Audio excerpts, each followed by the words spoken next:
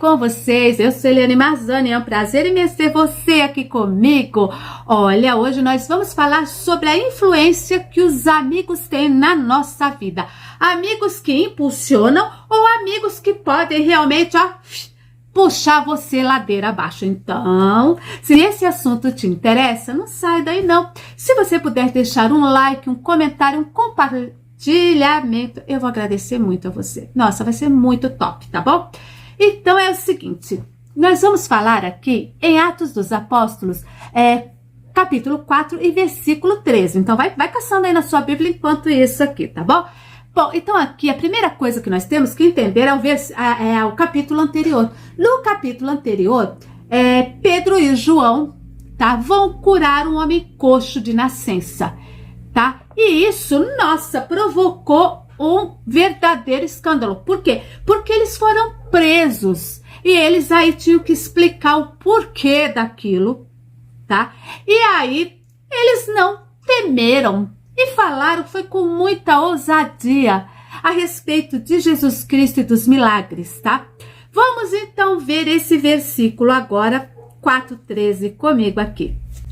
Os membros do Conselho Superior ficaram admirados com a coragem de Pedro e de João, pois sabiam que eram homens simples e sem instrução, e reconheceram que eles tinham sido companheiros de Jesus. Atos 4:13. E eles foram presos por quem? Pelos doutores da lei, pelos fariseus, saduceus, enfim, pelo sinédrio. Era a nata, tá? A prateleira de cima, né, da religião judaica daquela época. Então, aí quando eles começaram a falar, esses homens começaram a falar, peraí, mas esses dois aí, eles não têm cultura nenhuma para falar, não têm educação, né, uma educação formal como a deles, porque afinal de contas, eles eram extremamente educados, né, os doutores da lei, homens que manejavam muito bem, né, a palavra, e também pessoas que eram muito letradas. Então, quer dizer, não era qualquer coisa na fila do pão.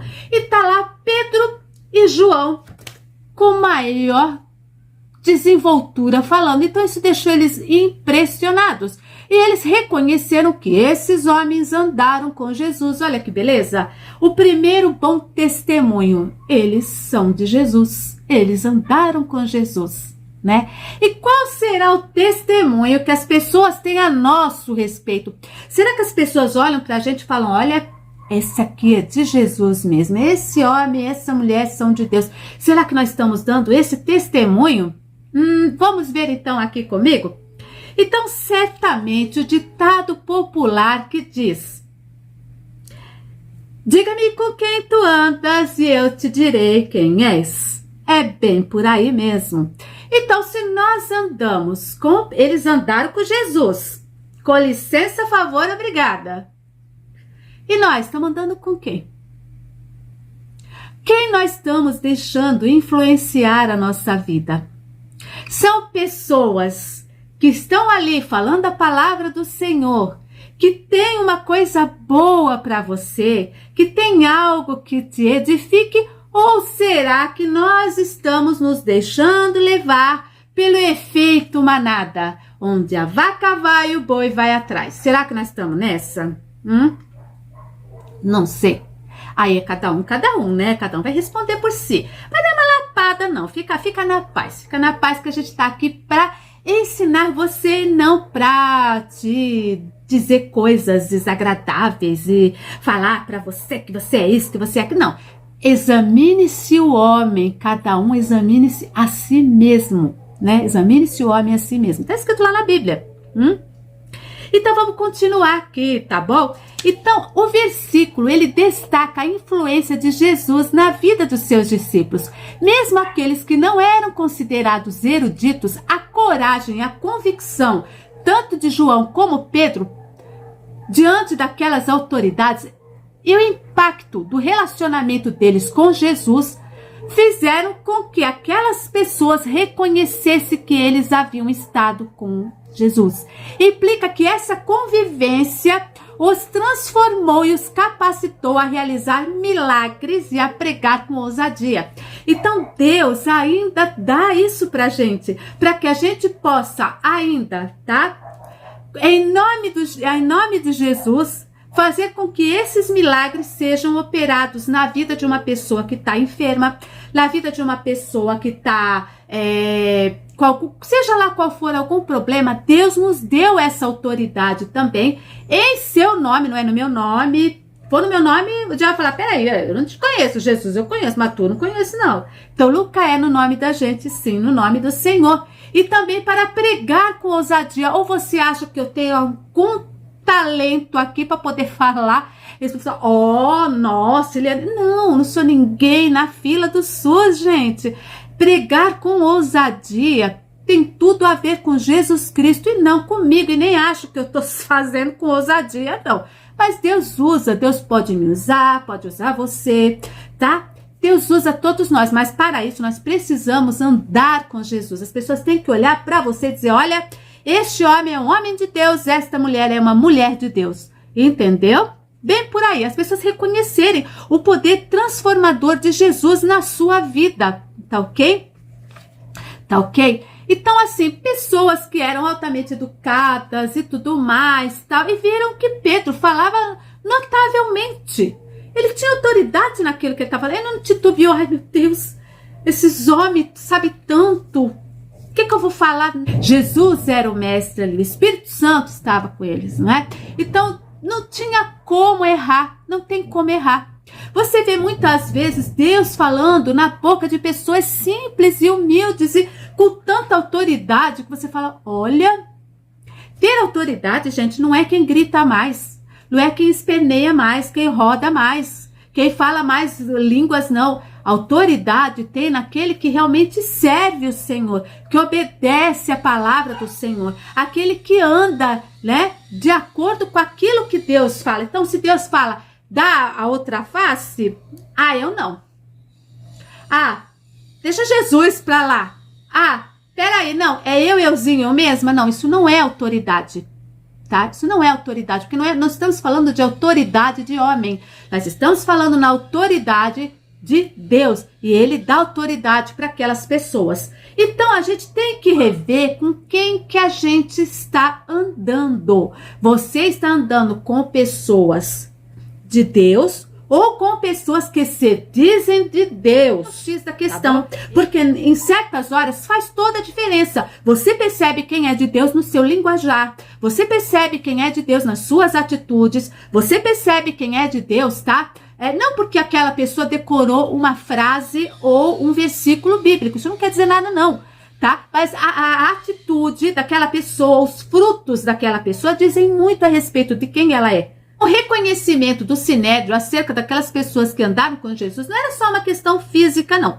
Tá? Era muito mais profunda, porque eles foram transformados. O Pedro pescador, né, a quem Jesus chamou, era completamente diferente desse Pedro. Aquele Pedro não era convertido. Esse Pedro agora ele fala com autoridade.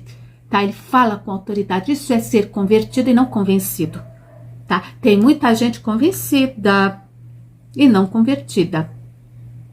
E é aí que a gente fala da influência. A influência é uma coisa muito usual nos dias de hoje, ok? Eu posso chegar aqui e falar, olha, tá vendo essa caneta? Essa caneta é maravilhosa, você tem que experimentar essa caneta. Experimentei, eu vim aqui, faço minhas experiências, você gosta da caneta? Este livro aqui, né, ó, Café com Deus Pai, fala, olha, estou lendo esse livro, sei o que, que lá.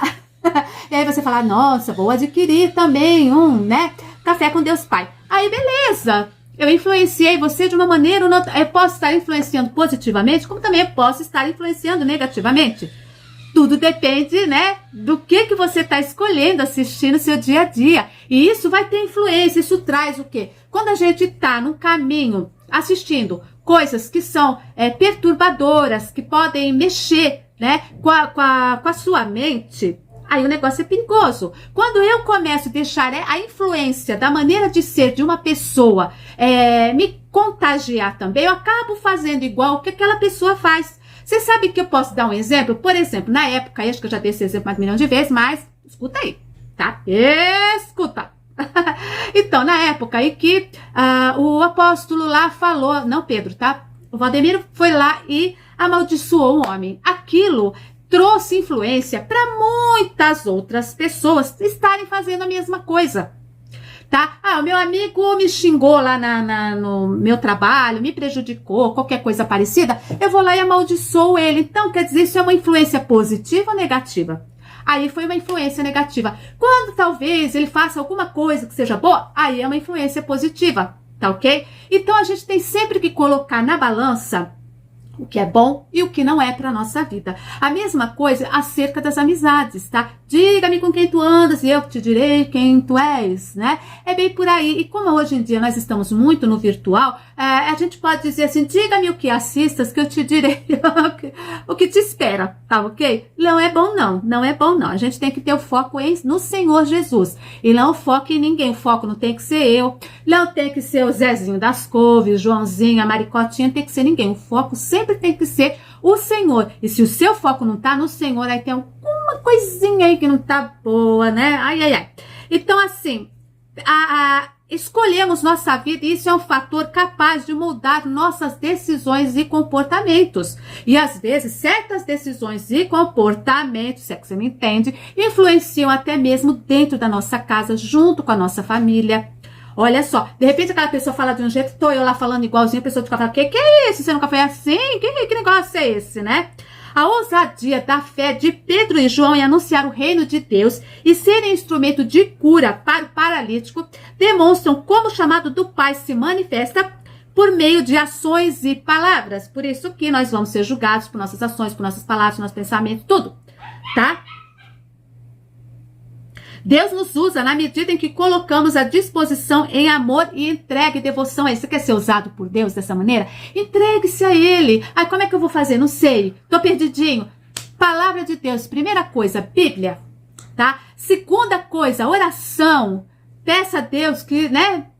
Que te ajude. Aí você não entende a Bíblia, peça a Deus. Procura uma versão da Bíblia mais fácil para você entender, tá? Mas depois migre para uma tradução melhor, tá bom? No comecinho é aceitável, mas depois migra para uma tradução melhor para você não perder o contexto da coisa, tá? Às vezes certas traduções podem ser um pouco complicadas, tá? Esse versículo, ele nos desafia a avaliar nossas próprias vidas. Exatamente.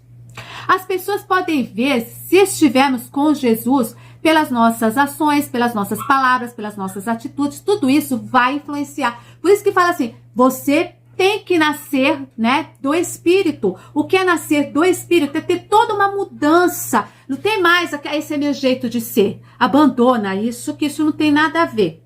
Tá? Usa todos nós com as nossas características, porém, elas têm sempre que estar mais pendendo para o lado do Evangelho. Eu não posso chegar aqui e falar 1 milhão de palavrões e dizer que eu sou mulher de Deus. Não orna. Não orna. Ah, mas é porque isso aqui é o jeito dele. Não, não é o jeito dele, tá? Isso aí precisa ser lapidado. Isso aí se chama o quê? Etiqueta. Precisa de lapidação. E quem é o mestre, né? Quem é o mestre?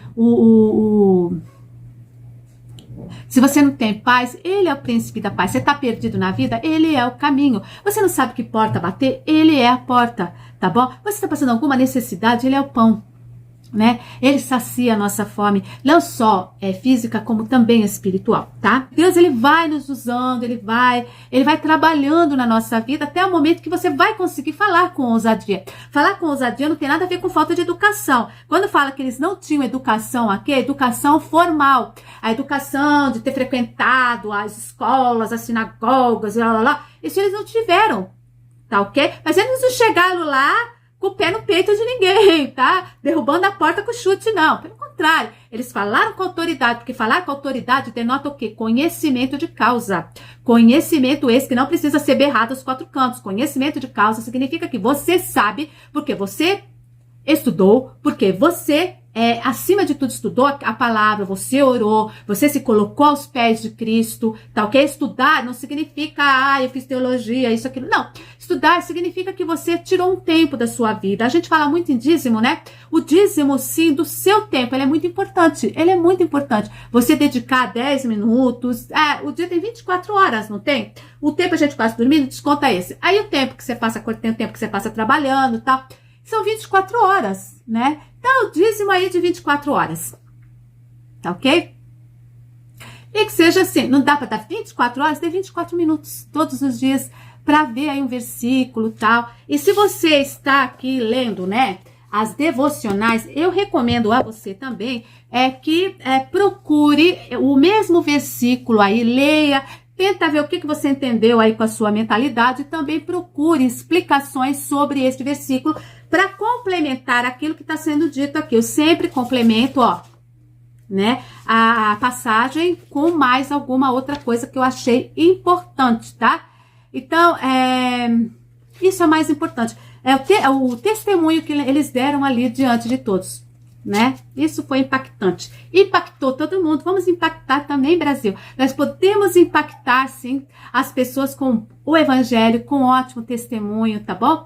Não precisamos impactar com escândalos. Esses escândalos chamam atenção bastante, mas é uma atenção bastante negativa, tá? Que só tem feito com que as pessoas não se aproximem do evangelho, e sim, elas se afastem da palavra do Senhor, tá ok? Então, não tenha amizade não tenha amizades profundas com pessoas rasas em intimidade com Deus, tá? É isso, não tenho amizades profundas com pessoas rasas em intimidade com Deus, pessoas que não oram, que não jejuam, que não querem saber da palavra, essas daí você, tá? E eu recomendo você, então, a ler o Salmo 86 aí como lição de casa, tá bom?